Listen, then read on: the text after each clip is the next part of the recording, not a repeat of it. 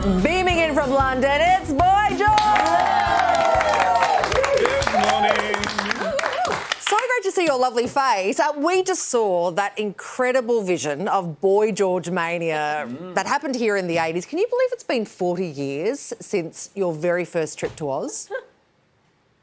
It has, and actually I went to Arundel Mall the last time I was there, and it's very different now. So it's not the same as it was, but I remember that insane day, like just insane. I guess I felt like the Pope, really. Really? A better dressed Pope, though. Yeah. How do you calm down from an experience like that?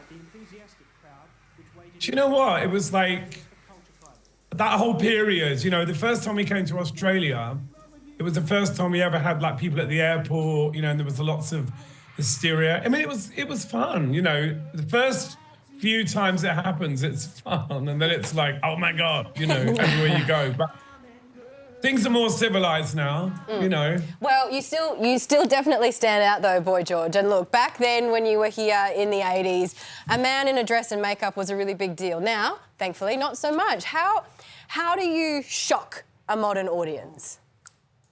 Well, first of all, I've never worn a dress, really. And also, I don't really buy into the whole male-female clothing thing. It's like, you know, it's just fabric, it's just shapes. I feel like it's more about your mental attitude, really, than what you're wearing. You know what I mean?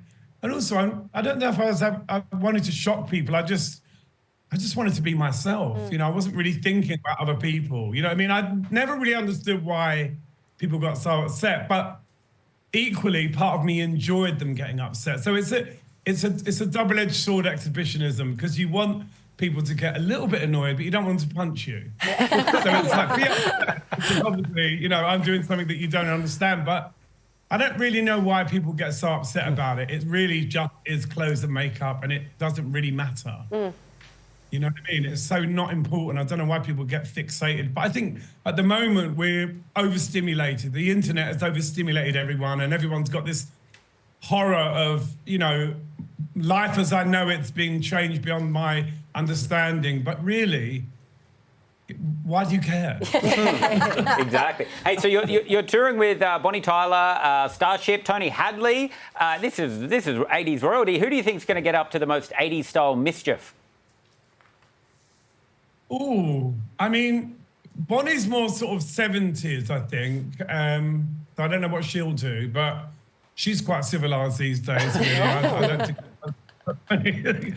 But yeah, it's different to what it. You know, it's not the same as it was. I mean, for me personally, I enjoy touring more now than I did back in the day. You know, because I kind of understand it more.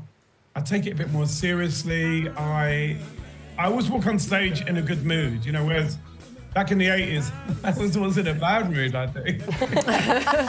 So, Boy George, earlier on, we were talking about resetting your Instagram algorithm. And lovely Georgie was telling us that her algorithm is full of, like, Taylor Swift and jewellery. Sam confessed to lots of muscly men. Lots of muscly men. What's in your algorithm? Lots of muscly men, drag queens, lots of stuff about American politics. Really, you know, the danger of the algorithms is you start thinking the world is like that. Because they think about what you look at. You know, you look at one muscly guy, they send you 1,000. It's suggested for you. How dare you? And, yeah, when you go out in the real world, though, people are a lot nicer. People are a lot nicer when you go out in the real world. But the internet's scary. Hey, we saw some pictures of you hanging out with Ray Gunn, Australia's Olympic, I don't know what you call it. Breakdancer. Breakdancer. Well, like controversy, whatever, don't want to be rude. I know you're quite good at giving feedback and sometimes quite cutting feedback. Did you have any for Ray Gunn? I actually really liked her. I only found out about it sort of after it happened.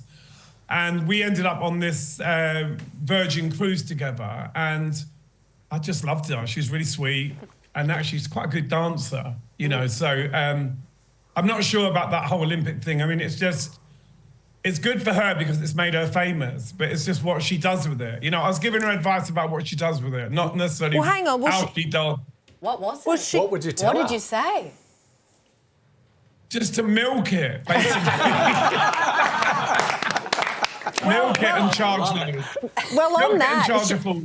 is she going to pop up on your tour? Not necessarily. I don't know if she's in Australia, but I really liked her. I thought she was nice. And, you know, the thing is, what you see in the news and what you see on the TV, and I've experienced that myself, is one thing. But then when you actually meet the person, you get a different perspective. And she's just a very nice Australian girl. Just quickly, Boy George, before we let you go, I've always wanted to ask you this. You've been in the game for 40 years. Is there any chance you maybe one day will change your name to Man George? Only in private, babe.